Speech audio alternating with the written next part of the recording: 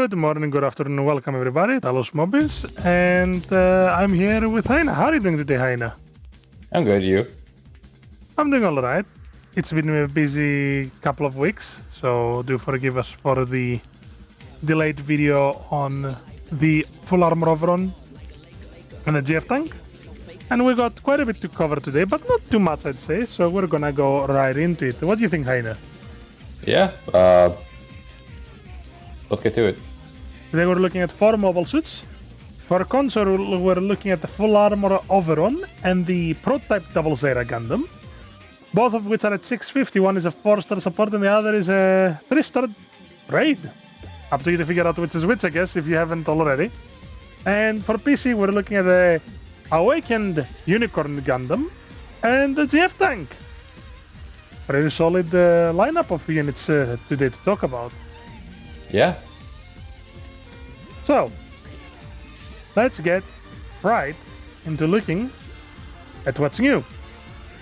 PC is getting what is called the Racing Festival post-event, where for 2 weeks straight there is going to be one guaranteed 10 roll every week, which is right here.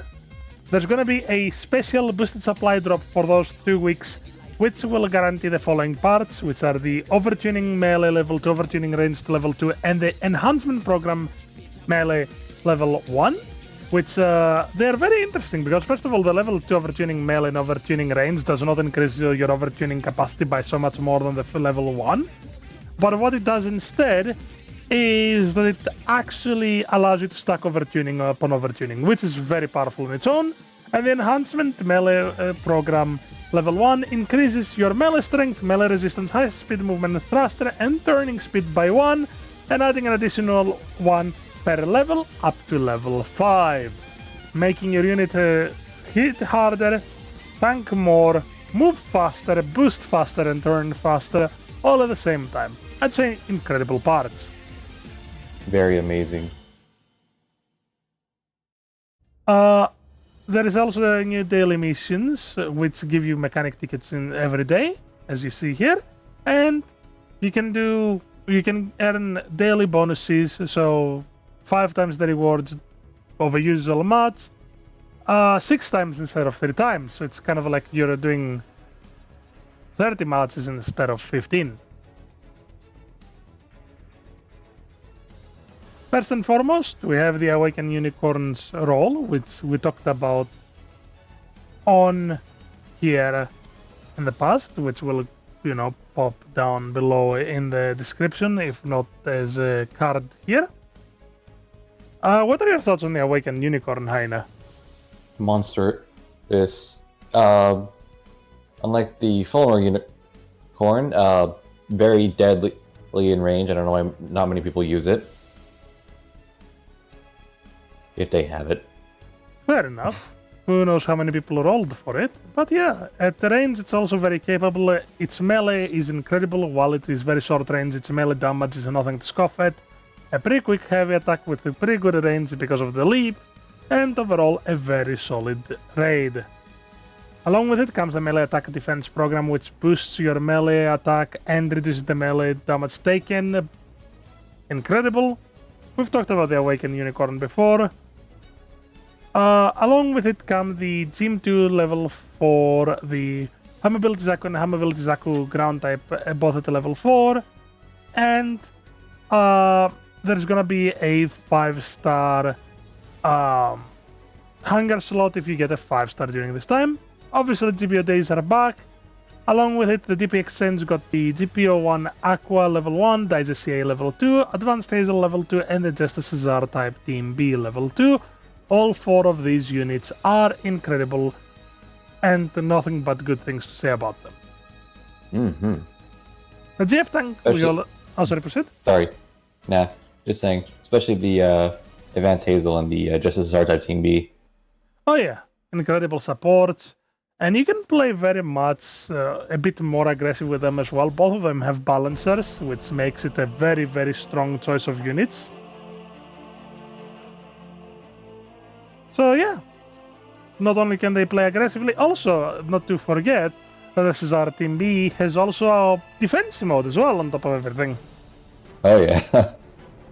you can't really go wrong with the starter to be that much, yeah. Now, for a console, what we got, because we're moving forward to console, is the 6 million campaign still going, but we're gonna ignore this for a quick moment, and we're gonna look at the stats of the full armor overrun, which we did not cover last week, because life is difficult. The full armor overrun is a 650 support, 4-star, really tanky, pretty flexible, low melee priority, but the down swing hits twice. High kick, we've seen it generally in the video, but what we haven't seen is the skills and the weapons. The weapons, which are generally what they do, but here's the kicker.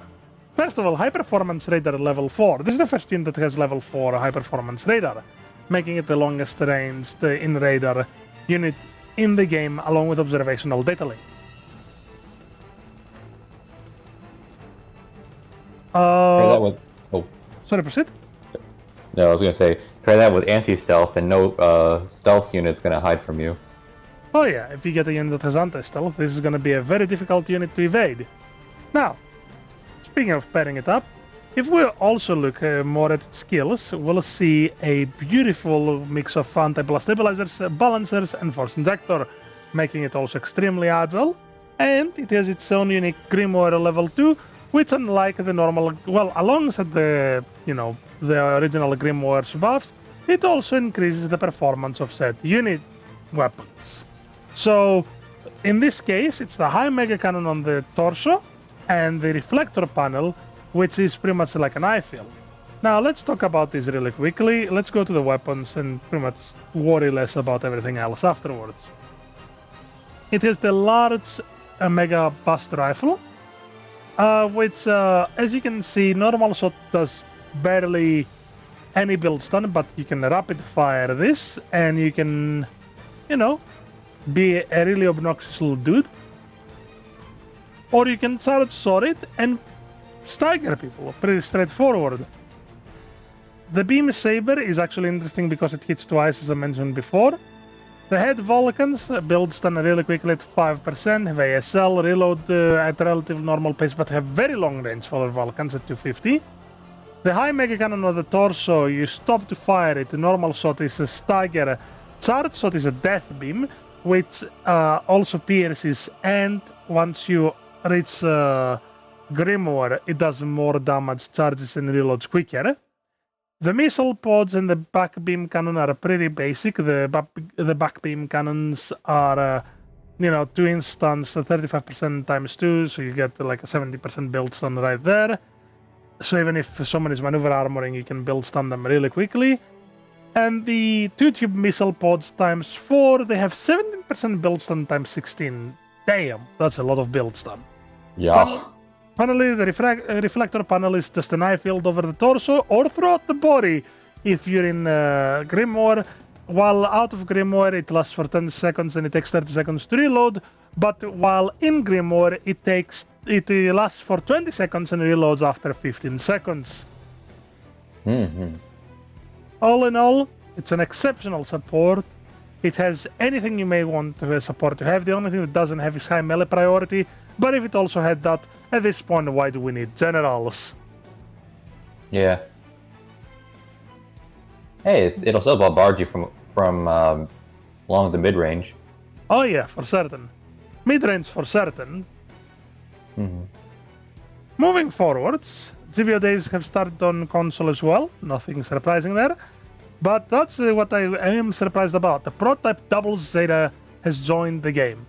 But before that, let's talk really quickly about the monthly MS issue, where there is if you log in, a free 40 modification kits, just because they removed the Unicorn Gundam Awakened a day or two, or a week, should I say, almost before it was meant to. No, it's just a day. I was right. So they gave 40 modification kits. Sure, who really cares? Either way. Now let's go back to the surprise after this sort ad block, quote unquote. Prototype Double Zeta joins the fray. It's a 650 raid. Go ahead, Aina. Yeah. And your resident YouTuber over here has been absolutely enjoying the poop out of it. That is correct. I absolutely adore this unit. And let's just say the following. It's a 650 raid that plays like a more aggressive enhanced Double Zeta. Why can you do that, do you say? Yeah. There's many ways to do it. Normally, I'd showcase it through here, but first and foremost, we're gonna look at its stats, and then we're gonna look at everything else. Starting off, 650 raid, ground and space compatible. Really tanky, no range strength, all melee strength, pretty normal walking speed, on the higher end, top speed. Thruster gauge is normal, turning speed is on the medium edge, a level 3 melee priority, multi-slash counter, and relatively rounded out part slots. Now, the next part though, I'll let you cover, Heine, because I know that you find it entertaining when there is a skill monkey, if you may, as you've put it before. No, that's a skill dictionary. I mean, you wouldn't be wrong. So, we got the Armor Booster 2, Melee Composite System 2, which is a hybrid of melee combo controller 1 and a couple other things. Balancers and offense system. Yeah. The High Spec and Bank level 2, Maneuver Armor level 3, Force Injector 3. Gets a heavy attack. Power Accelerated 2, which, for those that don't know, is a pretty busted skill when you're meleeing. Lifestyle Absorber 3, Flight Control Program 2, Anti-Blast Stabilizer, Damage Control 3. Yeah, you see that right. It's got Maneuver Armor and Damage Control level 3. The Mobile Fire System 1, Special Shock Buffer 3, Special Arm Equipment Buffer 3, and the Biosensor ability boost. Sorry, and its own unique biosensor. Yep. At 50% HP, reduces damage taken by 30%, reduces stagger build-up by 30%, reduces thruster consumption by 40%, and heavy attack and ignore 70% of enemies' resistance. Melee resistance. But yeah, I'd say that's pretty strong if you ask me. Yeah, it's a Souls boss. Mini Souls boss. Now let's look at the weapons really quickly because those are interesting. First of all, its own unique beam rifle, which, as you've noticed, it fires 2 sets of rounds. So it fires 4 rounds back to back on uncharged, and charged shot fires just 2 rounds. Now I should say, uncharged shot is a mighty 140% build stun if you land all 4 shots, which that's incredible. It breaks most maneuver armors. And the charge shot, while it's an inch stagger, it also does 50% build stun and pierces. Because why not? They just got tired of the performance of the base Double Zeta's beam gun. Yeah. The Beam Saber is the good old classic, just on the higher end of range, pretty quick prep time. And if we look over, the modifiers are relatively normal. Let me scroll a bit more to the side so that you can see it, but the modifiers are pretty normal on this. He says. Yeah. The most different one is that it's 85% on the sidestring rather than the 75%, so it's just a mighty 10% more, which at times can break or make your kills. Yeah. The double beam cannon rapid fire fires a total of 6 rounds with a very low level of build stun, but they pierce and they flinch. The normal double beam cannon is your good old classic beam cannon, 2 inch stagger rounds for a mighty inch stun plus 30% build stun. The head high mega cannon, now that's an interesting one. Not only does it charge quickly at 4 seconds, not only does it reload quickly at 20 seconds, but it's also an easy heavy stagger. And finally, the Hyper Beam Saber times 2 with 2800 power. Now this is the interesting factor, because not only does it have pretty long range, not only does it have a quick charge on the heavy and quick prep time, but the heavy damage and the base damage is also pretty much on the higher end at 170% on the downswing, meaning 85% times 2, or 390% on the heavy attack, 130% times 3. Now, instead of showing you the video, Hein and I were just messing about the other day and we decided to have a little bit of fun. So, let's see it in a bit of action. This is the battle sim currently on console. We were having a bit of fun just trying out the new toys that we had acquired. And this is pretty much what we end up doing. This is what we always do when we try out new units. We just take them out for a spin before we take them on online matches. Because that's the way, you know, you can figure out what you like about a mobile suit and what you don't like about a mobile suit. Yeah.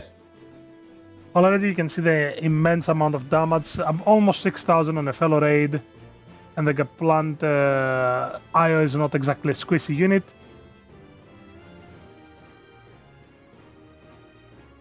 The beautifully sized heavy attack. Look at the amount of range this thing has. Yeah.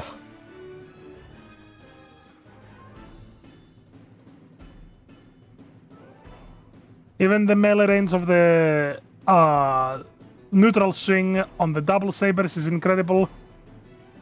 And Don't you gotta mind be me. careful. You gotta be careful to not hit allies. Yeah. Although to his credit, he could have not hit me, but I did rush in like a fool. Regardless, this is a quick show of the prototype Devil Zeta. I'd say that it's an incredible unit. I'd say that it's really fun to play, personally. And I will certainly say that if there was a guaranteed roll for it, I'd say go for it. But there is not, unfortunately. So if you want to go for it and roll for it, go ahead. Yeah, Beyond they haven't that... been. Oh, sorry, proceed. I was say, yeah, they haven't been doing half-off rolls as of late. Probably preparing for something bigger. Mm-hmm. Regardless, the other thing that was added is all of the level 2s from the mobile suits from Gundam The Last 0096 The Last Sun, which at level 1 they are all 650, at level 2 they are 700, but I think that they will very well blend in at 700, at least the cannon gun and the G first.